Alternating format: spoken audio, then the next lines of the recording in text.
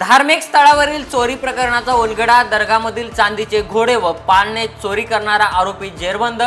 4 kilo 616 ग्राम वजनाची अंदाजे किंमत 2,30,000चा मुद्देमाल जप्त.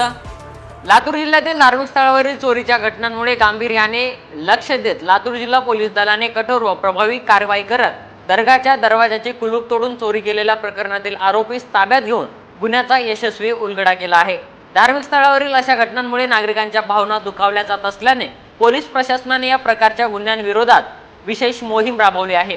पोलीस अधीक्षक अमोल तांबे यांच्या नेतृत्वाखाली तसेच अप्पर पोलीस अधीक्षक मंगेश चव्हाण यांच्या मार्गदर्शनाखाली स्थानिक गुन्हे शाखा लातूर यांनी ही कारवाई यशस्वीरित्या पार पाडली.